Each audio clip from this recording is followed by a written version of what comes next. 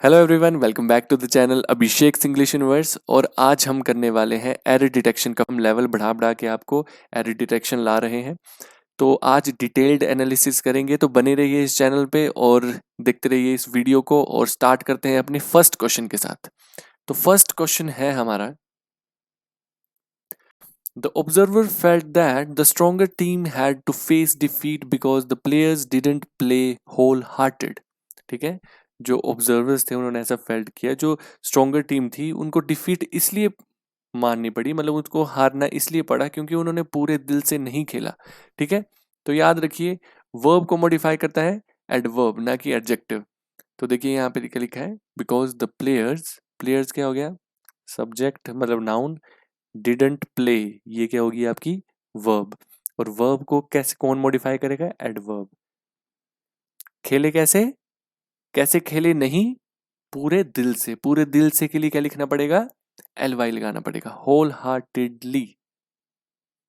ठीक है, whole heartedly L Y लग जाएगा इसमें। ठीक है, मतलब पूरे दिल से नहीं खेले तो होल हार्टेडली। ठीक है, the observer felt that the stronger team had to face defeat because the player didn't play whole heartedly.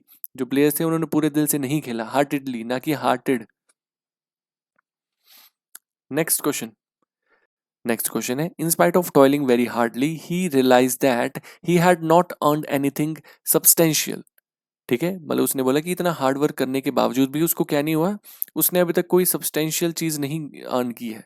ठीक है, अब देखिए टॉयलिंग का मतलब होता है हार्ड वर्क करना, तो वेरी हार्डली नहीं आएगा, क्योंकि हार्डली का मतलब, हार्डली का मतलब होता है ना के बराबर। ठीक है, कुछ कम या ना के बराबर। ठीक है, ना के बराबर। ठीक है, ना के बराबर। तो हार्डली तो इसका मतलब नहीं हो सकता। ठीक है, तो क्या लिखेंगे, इन spite of toiling very hard, मतलब कि मेहनत की बहुत ज्यादा, हार्ड। ठीक है, तो हार्डली नहीं आएगा, हार्डली का मतलब ही कुछ और होता है। ठीक है, एडवर्ब नहीं बनेगा इसका, एडवर्ब नहीं बना सकते आप, क्योंकि हार्ड का मतलब है कि बहुत मेहनत की, बहुत ज्यादा। हार्ड, हार्डली का मतलब है ना के बराबर, तो ना के बराबर तो नहीं की होगी, ज्यादा की है, तो इसलिए हार्ड आएगा। नेक्स्ट है, I would have lost my luggage and other belongings if I would have left the compartment and gone out to fetch drinking water.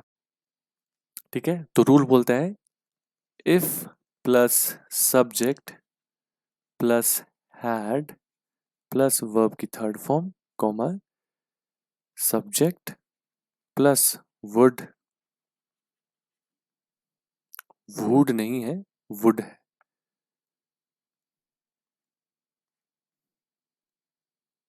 Subject plus would plus have plus verb की third form. Simple, ये rule है। कब लगता है, इसको बोलते हैं third conditional. ठीक है, थर्ड कंडीशनल है ये। ठीक है, थर्ड कंडीशनल एक रूल है, जिसका क्या मतलब होता है, जब कोई चीज आप पास्ट की किसी अनरियल सिचुएशन के बारे में बात करते हैं तब आपका थर्ड कंडीशनल का रूल यूज होता है। ठीक है, पास्ट की अनरियल सिचुएशन या जो चीज हुई नहीं है। ठीक है, इमेजिन, खासकर जो आपने सोची समझी, खुद से सोची हुई है। ठीक है, उसके लिए आपका क्या यूज होता है, थर्ड कंडीशनल, जिसका रूल है ये जो मैंने लिख दिया। ठीक है, तो देखिए क्या लिखा है, I would have lost my luggage and other belongings. मैं अपने लगेज और बिलोंगिंग्स को क्या कर देता, लॉस्ट कर देता, गुम कर देता, अगर if I would have left the compartment and gone out of fetch, gone out to fetch drinking water. अगर मैं बाहर चला गया होता और पानी लेने चला गया होता अपने कंपार्टमेंट से, तो अपने लगेज और बिलोंगिंग्स भूल लेता। तो आपने क्या देखना है, सबसे पहले देखना है इफ कहाँ लगा है। इफ कंडीशनल यहाँ लगा है तो यहाँ से स्टार्ट कीजिए। इफ प्लस सब्जेक्ट, सब्जेक्ट आ गया आपका आई, आगे क्या आएगा, हैड प्लस वर्ब की थर्ड फॉर्म, तो वुड हैव को काटो और आएगा had left the compartment and gone out of the fetch drinking water। और देखिए I would have lost my, और देखिए आ गया फिर से, आई आ गया, would have आ गया, और वर्ब की थर्ड फॉर्म आ गई, और आगे वही है आपका। ठीक है, जहां पर भी कंडीशनल है, इफ लग रहा है आपका, उसके बाद subject plus had plus verb की थर्ड फॉर्म, तब ये बनेगा आंसर। ठीक है, फिर से बता देता हूं आपको एक बार कि जब भी ऐसी कोई कंडीशन है जो पास्ट की अनरियल सिचुएशन के बारे में बता रहा है जो कि हुआ नहीं है, उसके लिए आपका थर्ड कंडीशनल यूज करना है, जिसका रूल मैंने लिख दिया है। और जहां से भी इफ स्टार्ट हो रहा है वहां पे आपको पता लग जाएगा कि यहां से सेंटेंस स्टार्ट करना है। तो इफ यहां पे है तो इफ के बाद क्या आएगा, इफ आई हैड लेफ्ट, देखिए सब्जेक्ट आ गया आई हैड लेफ्ट, और बाकी सब्जेक्ट मेन तो यही था आई would have lost my luggage. Simple. अगर आपको कंडीशनल्स भी पढ़ने हैं तो आप मुझे कमेंट कर सकते हैं, वो भी मैं आपको पढ़ा दूंगा, बहुत ईजी है। Next, throughout the whole year there was not a single day without any incidence of violence. ठीक है, पूरे साल में ऐसा कोई भी दिन नहीं है जहां पे क्या नहीं हुआ, ऐसा कोई इंसिडेंट नहीं हुआ। होल ईयर कुछ नहीं होता, ठीक है, डायरेक्ट बोलो आप थ्रू आउट द ईयर। ठीक है, होल ईयर का मतलब नहीं है, क्योंकि थ्रू आउट पूरे साल की बात हो रही है, थ्रू आउट का मतलब भी वो है ना, होल ईयर का मतलब भी वो है, तो इसलिए होल का मतलब भी वो है, तो आप होल को काट सकते हो, डायरेक्ट लिखो थ्रू आउट द ईयर। ठीक है, होल ईयर लिखने की जरूरत नहीं है, क्योंकि थ्रू आउट भी बोल रहे हो और होल भी बोल रहे हो, एक ही बात है। Next question, the details of the incident was not known to me. ठीक है, जो डिटेल्स थी of incident was not known to me. ठीक है, इसमें क्या था, वॉज नहीं आएगा, क्यों, देखिए सब्जेक्ट क्या है, द डिटेल्स, और ये क्या है, प्लूरल, और ये ऑफ आ गया प्रेपोजिशन। ठीक है, और प्रेपोजिशन के बाद के ऑब्जेक्ट क्या होते हैं, जो कि हम जिसके हिसाब से रूल हम वर्ब नहीं लगाते, तो हम किसके हिसाब से लगाते हैं, सब्जेक्ट के हिसाब से। सब्जेक्ट के हिसाब से क्या लगेगा, वर, क्योंकि प्लूरल है तो यहां पर भी प्लूरल आएगा, तो वर आएगा ना कि was. Next, when I asked the guest what she would like to drink, she replied that she preferred coffee much more than tea। देखिए ये भी एक आपका रूल है, किसका, एडजेक्टिव का। तो यहां पे जो ये वर्ड है ना प्रेफर्ड, प्रेफर्ड जो वर्ड है इसको बोलते हैं लैटिन एडजेक्टिव।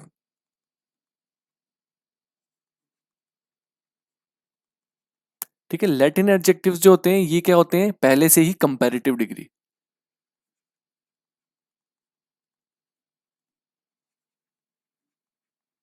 ठीक है, कंपैरेटिव डिग्री होते हैं पहले से ही, तो इनके साथ ना मोर लगता है ना मोस्ट लगता है। ठीक है, और सबसे पहली बात, इनके साथ हमेशा क्या लगता है, टू।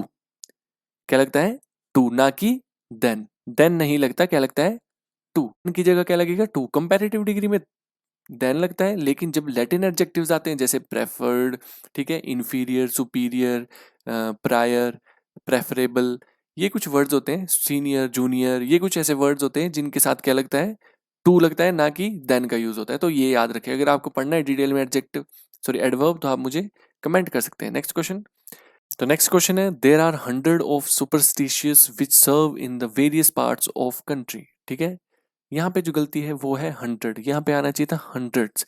जब भी आपके किसी वर्ड के साथ काउंटिंग नहीं दी है ना, जब भी आपका न्यूमरल एडजेक्टिव के साथ, ठीक है, ये जो 100 है इसको बोलते हैं न्यूमरल एडजेक्टिव, और न्यूमरल एडजेक्टिव के साथ अगर काउंटिंग नहीं दी है तो वहां पे अगर आप क्या करोगे, एस का यूज करोगे, एस का यूज करके hundreds of superstitious, yes, hundreds of rupees, hundreds of eggs, hundreds of mobiles. ठीक है, ऐसे करके लिखोगे, क्योंकि आपके पास काउंटिंग नहीं दी है। अगर काउंटिंग दी होगी, जैसे 500 रुपीज, तो मैंने हंड्रेड्स नहीं लिखा, 5 लिखा, 500 रुपीज। लेकिन अगर कोई चीज काउंटिंग नहीं दी है तो आप क्या लिखोगे, हंड्रेड्स, मिलियंस, डजन्स। ठीक है, तो यहाँ आना था हंड्रेड्स। आशा करता हूँ समझ आ गया होगा। Next question, being aspired with our approach the whole neighbourhood came out to meet the minister. ठीक है, हमारी अप्रोच से क्या करके, इंस्पायर हो, अप्रोच से एस्पायर होके वो क्या हुआ है, सारा नेबरहुड मिनिस्टर से मिलने आया। तो इसमें क्या गलती है आपकी, है एस्पायर्ड के साथ प्रपोजिशन इफ विद नहीं लगता है, इसमें लगता है ऑफ, एस्पायर के साथ ऑफ। ठीक है, ऑफ आना चाहिए था, ना कि विद। विद आपका गलत है, ऑफ आपका सही है, तो आएगा of, being aspired of. Next, next question है, Sharad was interested with the task of coordinating yesterday's programme but due to certain difficulties he does not do it. Does not do it, it's wrong. कैसे wrong है ये, देखिए शरद was past, past में बात जा रही है, ठीक है, तो क्या आना था, but due to certain difficulties he did not, ना कि डज नॉट। ठीक है, डिड नॉट आएगा ना कि डज नॉट, क्योंकि पास्ट में बात हो रही है कि उसने क्या नहीं किया, ड्यू टू सट कुछ डिफिकल्टीज के कारण नहीं कर पाए, तो ठीक है, तो डिफिकल्टीज के कारण क्या आएगा, पास्ट में हो रही है, तो डिड नॉट ना कि does not. Next, I spend 6 or 7 years after high school trying to find a job but could not succeed in it. ठीक है, मैंने क्या किया, स्पेंड, पास्ट की बात हो रही है इसमें भी देखो, कुड नॉट पास्ट में चला है, ठीक है, पास्ट की बात हो रही है तो स्पेंड नहीं आएगा, स्पेंड आपका प्रेजेंट होता है। पास्ट के लिए जैसे वर्ब की फर्स्ट फॉर्म होती है स्पेंड, फिर होता है स्पेंट, ठीक है, SPENT, स्पेंट आएगा, ठीक है, जो कि आपका क्या दिखाएगा, पास्ट, जो कि पास्ट के लिए लगता है, तो ये नहीं आएगा, आएगा आपका स्पेंट। ठीक है, नेक्स्ट क्वेश्चन, नेक्स्ट क्वेश्चन है the technician reminded them to have a thoroughly cleaning of the machine after each use। ठीक है, अ थोरोली क्लीनिंग, अब देखिए क्या यहाँ पे गलती है, अ होता है आर्टिकल और यहाँ पे क्लीनिंग क्या काम कर रहा है, नाउन का, जेरेंड का, ठीक है, तो नाउन को मॉडिफाई करने वाला क्या होता है, एडजेक्टिव, तो थोरोली की जगह क्या आएगा, थोरो। ठीक है, क्योंकि एडजेक्टिव में कभी भी एलवाई नहीं लगता, एडवर्ब में लगता है।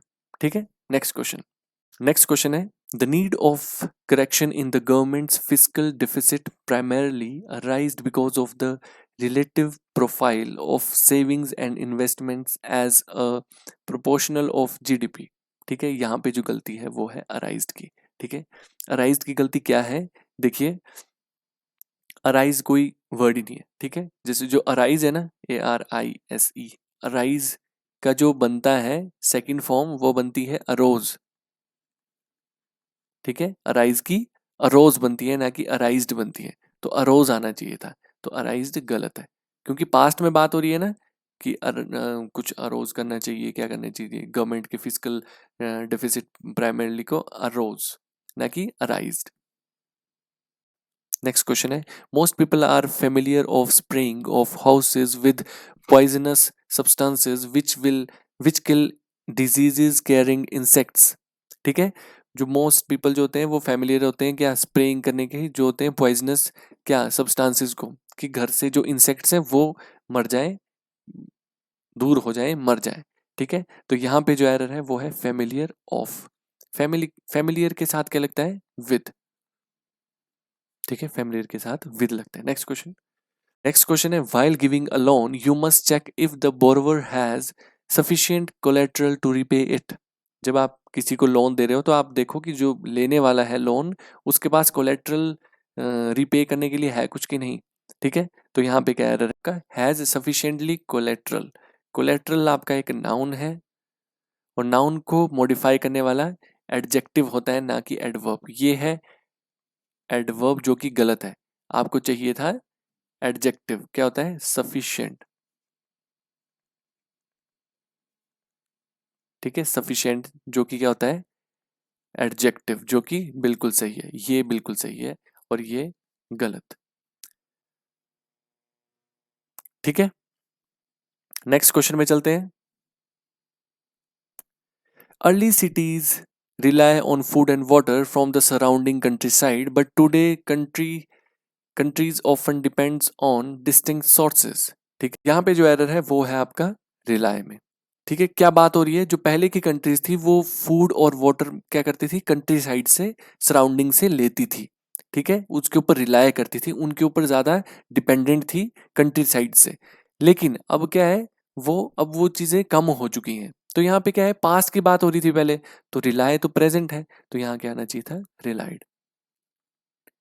ठीक है, earlier cities relied on pass food and water, जो पहले की सिटीज थी वो क्या थी, फूड और वाटर में क्या थी, रिलाय थी, कहाँ से, सराउंडिंग से, कंट्री साइड से।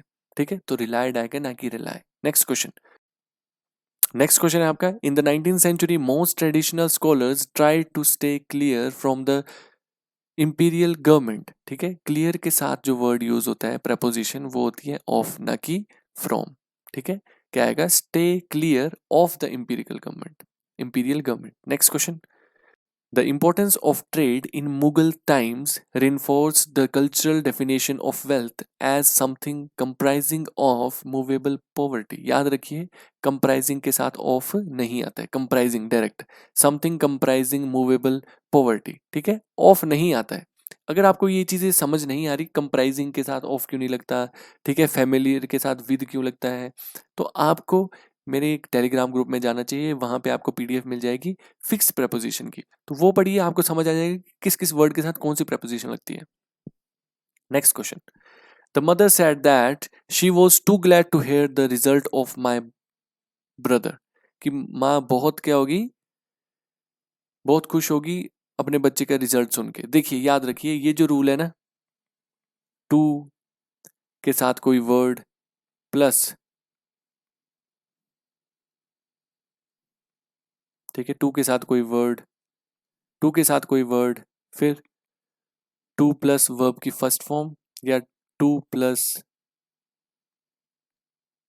बी प्लस वर्ब की थर्ड फॉर्म, अगर ये रूल अगर आपको आ रहे हैं, ठीक है, सेंटेंस में, और टू के साथ कोई चीज है, तो वो क्या होता है, हमेशा नेगेटिव टोन देता है। ये जो काम करता है ना, नेगेटिव टोन देने का है, नेगेटिव टोन देने के लिए होता है। जैसे कि एग्जाम्पल, मैं आपको एक एग्जाम्पल बताता हूं इसके लिए, this news is too good to be true, ठीक है, ये न्यूज इतनी सच है कि सच हो ही नहीं सकती, इतनी अच्छी है कि सच हो ही नहीं सकती।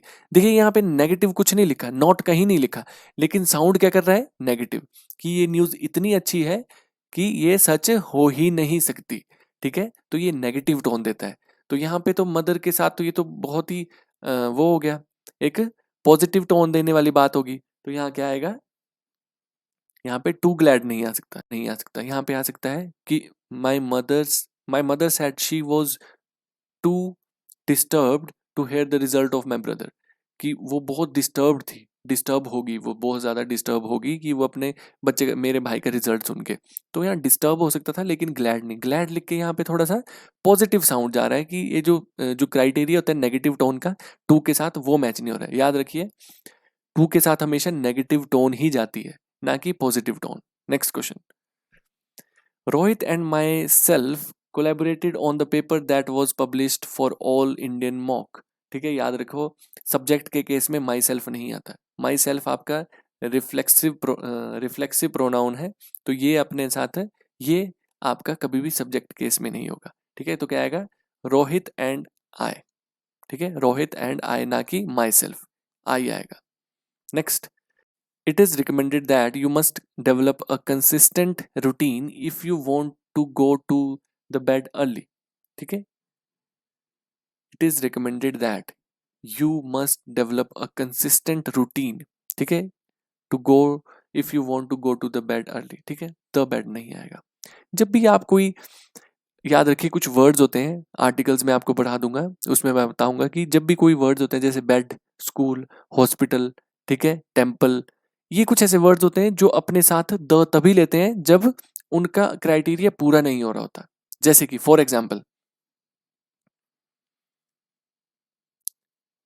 आई go to the school to meet my friend. अब बताइए, जो स्कूल का एक रियल पर्पस है वो क्लियर हुआ। स्कूल का पर्पस है कि वो स्कूल जाएगा कोई बच्चा तो पढ़ने जाएगा, ना कि किसी से मिलने।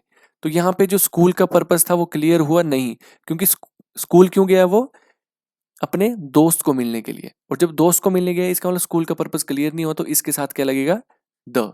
लेकिन अगर नॉर्मल सेंटेंस है, I go to school for studies, ठीक है, मैं स्कूल गया स्टडीज के लिए, ठीक है, मैं स्कूल जाता हूँ फॉर स्टडीज के लिए। तो यहाँ पे देखिए मैंने क्या किया, स्कूल का पर्पस क्लियर हुआ, क्योंकि स्कूल जाना क्या होता है, पढ़ने के लिए, ना कि किसी से मिलने के लिए। तो यहाँ पे मैंने क्या नहीं लिखा, द नहीं लिखा। वैसे ही यहाँ क्या लिखा था, यहाँ पे देखिए, if you want to go to bed early, तुम जल्दी जाना चाहते हो बेड में ठीक है, तो यहाँ बेड में जल्दी जाने की बात हो रही है और बेड में सोने के लिए ये बात होती है सारी, तो यहाँ पे द नहीं लगेगा, डायरेक्ट आएगा बेड। आशा करता हूँ बहुत अच्छे से समझाने की कोशिश की है, समझ आ गया होगा। नेक्स्ट है, psychology has been defined the scientific study of human psyche and behaviour. जो साइकोलॉजी है has been defined the scientific study of human psyche and behaviour. यहाँ पे जो गलती है वो है हैज बीन डिफाइंड के साथ क्या होगा, as. The psychology has been defined has, ठीक है, एज द, डिफाइंड के साथ क्या यूज होता है, वर्ड एज। नेक्स्ट, नेक्स्ट है, my granny says that it is right to get married young, though I do not absolute agree with her a bit on this. ठीक है, I do not absolute agree. Agree क्या है आपकी एक verb, और verb को modify कौन करेगा, एडवर्ब। ये तो एडजेक्टिव है, ठीक है, ये तो एडजेक्टिव है, जो गलत है। एडवर्ब क्या होगा, एब्सोल्यूटली। ठीक है, जितने भी 90% वर्ड होते हैं जिसमें एल वाई लगा होता है वो आपका एडवर्ब होता है, तो इसमें भी एडजेक्टिव को एडवर्ब बनाने के लिए एल वाई लगा दो, एडवर्ब बन गया। तो क्या आएगा, though I do not absolutely agree with her a bit on this, मतलब कि मैं जरा सा भी क्या नहीं करता, एग्री नहीं करता अपनी ग्रैनी के साथ इसमें, इस बात पे। ठीक है, तो एब्सोल्यूटली आएगा। नेक्स्ट क्वेश्चन, बस यहीं तक थे क्वेश्चन, आज हमने काफी क्वेश्चंस कर लिए हैं। अगर वीडियो अच्छी लगी तो लाइक शेयर सब्सक्राइब जरूर करें। डिस्क्रिप्शन में आपको टेलीग्राम ग्रुप का लिंक मिल जाएगा। मैं काफी वीडियोस, काफी पीडीएफ्स बनाने की कोशिश कर रहा हूँ जो कि आपको मिल जाएंगी जल्दी से जल्दी। चलिए मिलते हैं आपसे नेक्स्ट वीडियो में, तब तक के लिए नमस्कार।